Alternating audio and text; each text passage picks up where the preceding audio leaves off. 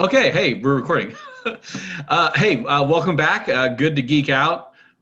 Following our most recent episode, episode 4, everyone is watching Falcon and the Winter Soldier. Again, great episode. Excited to talk about it with my friends. Very, very deep in certain aspects. Maybe not as many reveals as last time, but they're packing a powerful punch in every single episode. What do you think? I agree. There's a lot to watch on the whole world is watching episode. Editor San Antonio, lots to talk about. Happy to be here.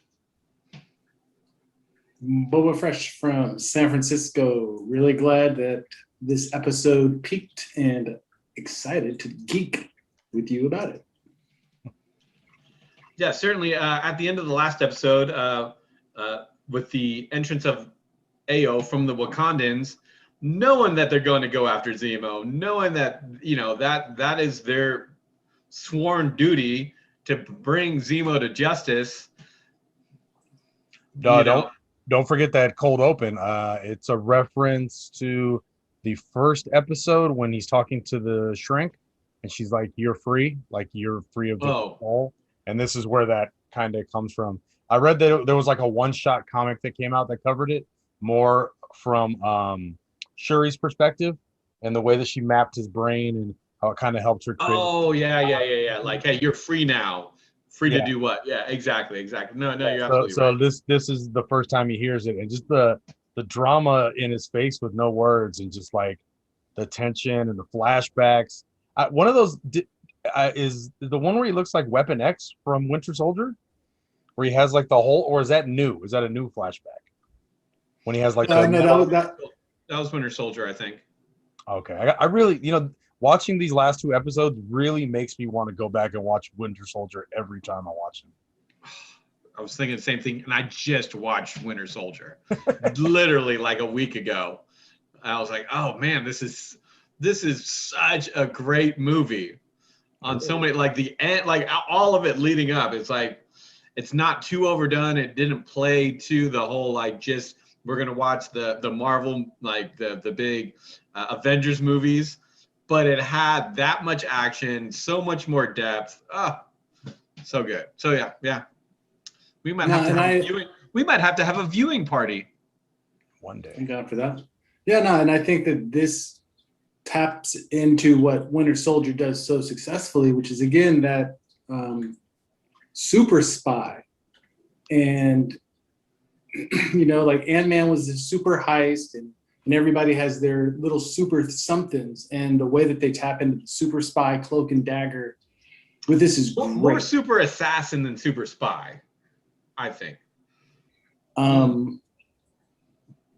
The cold open was cold. I thought it was the cold open. I thought it was again, these are all well shot. The action of the camera moving around the fire, the way that the fire just kind of licks in front of everything, so the shadows are constantly moving around. Like his identity isn't a solid thing.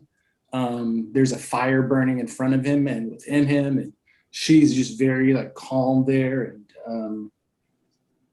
and just delivering the lines like a boss. And then you got to give Sebastian Stan credit. Like, we don't come to Marvel to watch emotion, but he really delivered on that crying and that breakdown. And, like, it was like it was a moving scene of someone battling something, whether it's addiction or getting out of a bad breakup or whatever. It was a very relatable scene of someone having the cathartic breakthrough of actually being free. And then we also get the talk about the super soldier formula and the possibility that it corrupts the user, and that possibly Steve Rogers is the only pure enough one to take it and not. Well, I think look at it. What they were getting at there is not only does it enhance your physical abilities, but it also accentuates or intensifies your attitude. So if you're like a truly like a pure at heart person, aka Steve Rogers, like not only do you get those physical abilities, but like it just makes you more, You can't be like a more honest person. It makes you more you. Makes you like you're what not they do covered. a good. Sorry, what they do a good job. I agree. Yeah, I think we're on the same. Yeah, no. What they do a good job. What they do a good job delivering is the fact that power makes people who they are. And then we also get to start seeing more of the dynamic between this trio of Zemo, Falcon, and Winter Soldier. But now, whereas last episode they were kind of feeling each other out and then kind of going through a ploy that involved some, being dishonest or hiding who they really were. So they weren't really interacting as they truly are. This is the first episode we get to see them kind of interact with who they truly are, and a lot of great dialogue. Zemo the less he says, the more he says. His looks give a lot of signals if you're paying attention. And I mean, and by the way, I definitely want to bring to attention that he's still rocking the fur that you brought up. Well, we didn't get to the. I love it. It's like classic Zemo. It's modernized classic Zemo. It's pretty dope. At the end of the last episode, he does put the mask on for his little fight scene there. I'd also like to call to attention the decor in Zemo's little place with those windows with the stars that are like red, white, and blue in the background. But it almost looks like Turkish, but it also looks like kind of Captain America Star Spangled Red, White, and Blue. The tiles in the bathroom is just wherever that place is, they picked a perfect spot. Well, this is supposed to be going on in Latvia or it's supposed to be going on in Latvia, right? Am I correct? Yeah, no, but Ed's right. It has a very Moroccan, North African look of the way that the tiles and the ironwork in the stained glass windows, like that form of repetition is very, it's very similar to Islamic art, to be quite honest, where you can't have any actually iconography. And so I thought that was real interesting, but that goes to, again, the mood setting. We always talk about the casting director. We talk about, like the cinematography and voice acting when it comes to the cartoons. We got to talk about the location scout on this one. This location scout, all of the scenes are so just perfect. They're perfect panels. Like like every scene is a comic book panel, as opposed to the last one was definitely like, a Pulp Fiction-y kind of movie. Like this was a hardcore comic book. Like, it's also a lot more of like a cerebral episode, and a lot of the action is going on in dialogue as opposed to like physical, like the last episode until the end, of course. But I mean, they're like, we need to like after the Moroccan place, they're like, I know where to get information from the orphans, and then they had that cool line. The Turkish. I have the Turkish delight. Yeah. So they have that cool line with the Turkish delight, obviously making a pop culture reference to the Lion, the Witch, and the Wardrobe, and the Winter Queen, the Snow Queen, and the part of Falcon talking about his titi, and like they're like, what, your titi? Like, Monty. Like, again, like these are those little tendons that tie together the body. Like they're they're just those dope things that again let you know that there's a black voice in the room. And when you don't think about representation being there, when it's not in your face and it's just woven into the story so smooth that it's just part of it, again, like this is what people keep asking for. They're like, we don't want the in-game splash page with all the women in front of each other. Like, how can you just give it, like, this is how you give it, like, in a nice, smooth way. Not that I was against the splash page. I thought that was a cool scene. Whatever. I digress. So then that's from where Cap and Battlestar catches up to them, and he's like, what, you think we can't find some people making noise in Latvia or something? Latveria. I really got to rewatch it. And I think if it might have started in the beginning of this episode, you're starting to see how much of a conscience Battlestar is to this Cap. And it's very, it's kind of similar to Bucky and Cap, the original, and how they kind of like the younger one. He's kind of, hey, how does that play out at the end of the episode? I'm your biggest cheerleader, and you're the best, and you're doing good, and not only that, but helping him make decisions. And okay, Ed, a direct point of what you're saying. They actually intro you with that And on the cheerleader note, they actually start with him in a locker room with this black magical friend cheering him on, being like, you could do it. And then his girlfriend walks in, who's also a cheerleader.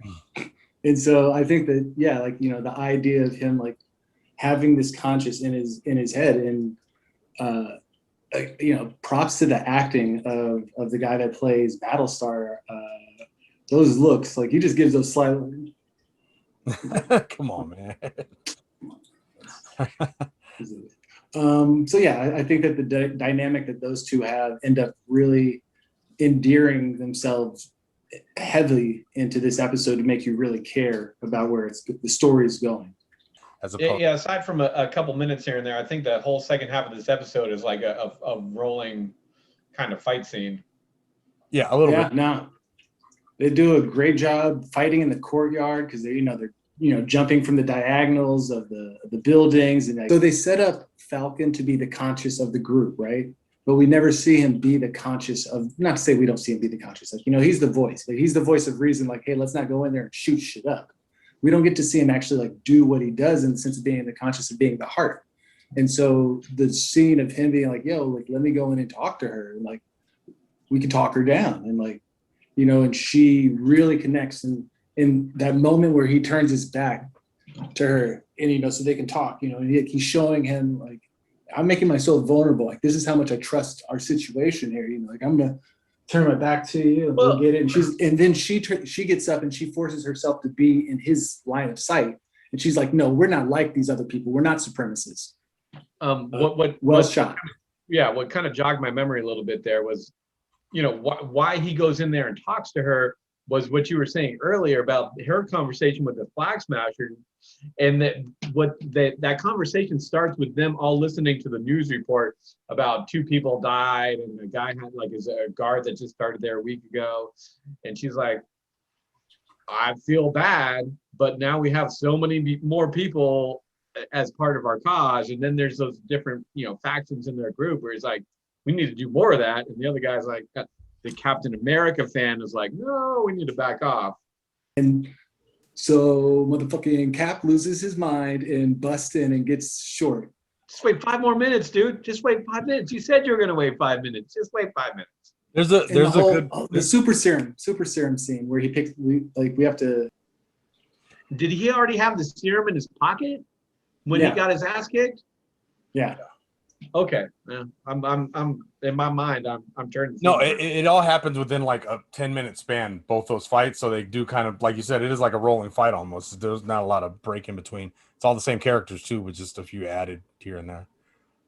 So that's when they're all fighting, and Carly's running away, and she thinks she's gotten away, and that's when Zemo's already chilling. He already knows where she's gonna run to, and he blasts her once, and then that's when all the serums come out. And up until this point, I had assumed he wanted the formula to become a superhero, supervillain. No. And within 2 seconds of him looking at it, you see it's clearly not the case. And then all of a sudden, whoever he is now being all up for grabs again. You think you know who he is, and now you don't. That's why I think he's working towards Citizen V big time, because he's going to end up being some. Well, I don't even think he's trying to be good there. He's just trying to stop super soldiers. He's just trying to. You know, he's sticking really to his character, and he's like, boom, like, it is dope the way that they did that worm's eye view shot of him just stepping on him and crushing the serum and picking it up. And that's when Cap comes in and he finds the one little serum, and then everyone else comes in. Where'd she go? Where'd she go? Where'd she go? It's like, yeah. And then that's when he goes and starts having conversations with Battlestar and about the magnification. You're good, but what I do like is that you not only can you tell that he doesn't believe everything, or like he's not confident in what he's doing or anything. He he literally says it there, and he's like downplay. Whereas remember in that first episode, Rob, where you said he's downplaying the medals and how that almost makes him seem genuine. Here he's downplaying it, but he's downplaying it as like he doesn't believe in the cause. Well, he said a line in this episode that I've heard other Medal of Honor winners saying. They're like, yeah, thank me for reminding me every day about the worst day of my life. Yeah. You know, about getting that Medal of Honor where you see, you know, multiple of your friends die and you're on a knife's edge. And it's like, that's the thanks I get. and now I get to remember the worst day of my life for the rest of my life because I'm wearing it on my chest and everybody's thanking me for it every single day. It's again from a veteran's point of view and just like looking at it like that, there's still I still, he's an ass and he's fallen away, but I still have that bit of sympathy for him because totally because of that's what he's put himself through. And that's the point of view I was really hoping to get from you, Lucy, because I think that they nailed that right there, and you're completely right. And one of those things that happens in that scene, he's like, like we could really do some good with this. Like we could get out there, but and would you take it? And he's like, oh, in a second, what are you talking about? Well, get up to the super, you kid. But Lamar's first thought is think of how many people we could have saved that day. So it would have heightened his like we do it because we're supposed to help people. And that's not where Steve's going. I mean, that's not where this captain is going. Yeah. And it's like, well, they're having this back and forth then, and that's when they start fighting, and that's when the Dora Milaje come in. Okay. And they kind of break up their little inner turmoil, and man, cold ass entrance, dude. And it's like there's no effort on any part of it. Just the spear in the shield, perfect. And then the way he responds to it, he's like, "Why don't you take your pointy little sticks?" And then they fucking kick him twice, and he hits the stick. That's, oh my god, dude! They just like checked him really quick. Well, the shoulder touch, like we have jurisdiction wherever we are. Yeah. Oh, hun. Oh, like, oh, this is not going to end good for him. Not right now. Not. I think it's beautiful. Served. Yeah, no, I think it was beautiful. Because we don't see a lot of character building between Falcon and just Zemo. So, that scene with the Zemo with the ice patch, and he's like, yeah. And then Walker and Battlestar show up. And it's dope because John Walker is so American in his thing. Like, he's that hyper, he's like, come on, like everything's good here. And there's not a lot of times where he acts like his dad. In that time, I felt like he was in like Escape from New York or Big Trouble in Little China. Like there was definitely this like. His dad is Kurt Russell? Yeah. Yeah. Oh shit! For real? When you look at his jaw, next time you look at his jaw, like he has Kurt Russell. But yeah, like that was the first time I really saw him kind of channeling that. Yeah. And it's after this scene where John Walker he has that comment, like they weren't even super soldiers. The next time we see him fight, he has taken the super soldier serum, and Battlestar sees that and is like, oh, you haven't done that before. And it's like the first time that he's realized that, okay, now Captain America has taken the super soldier serum, and then it rolls forward until the point where he gets his chest punched in. Mm-hmm. So chronically, I'm trying to like piece it together in my mind. Like, yeah, I'm like, we might both be right and wrong at the same time about how the timeline is going here. Well, the last scene is him destroying the Flag Smasher in front of everybody with the cell phone cameras on, and it ends with that perfect comic book panel scene. Bloody shield, like up looking at him, and he's like so like is this where that the whole media thing, like, oh, but no, this is the Captain America. Not only is he like he puts the shield on like he's going to work, you know what I mean? Like the way he just puts it back on his arm, like I'll keep going, like this is just part of my job, as opposed to being, you see Cap, he should be horrified, and he's not. This whole thing goes back to what you guys were just talking about, what we were talking about, where Hopkins is Captain America's conscience. He's his best friend. Exactly. He's the only one controlling him. And then he sees this one guy that's had his back for who knows how many years get killed in front of him, snaps. Like we all knew he was on the edge. This is Captain America, John Walker, snapping. Because his best friend just got killed in front of him, and he can do something about it. And even though he can't catch the leader of the Flag Smashers, he takes anybody that's in front of him, and it happens to be the guy that was defending him the most.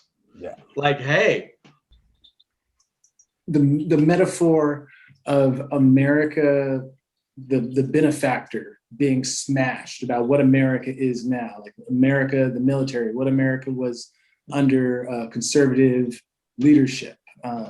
All of these metaphors happening as the people are filming it on their cameras, and the whole, and so you have the whole world's watching. Fabulous episode. Great talking about it with my friends. Can't wait for the next episode. Looking forward to it. Looking to talk about it right here on Good to Geek Out. Like, comment, subscribe. Rob Lucy, peace. Editor San Antonio. Until next time. Bull fresh. Bye bye.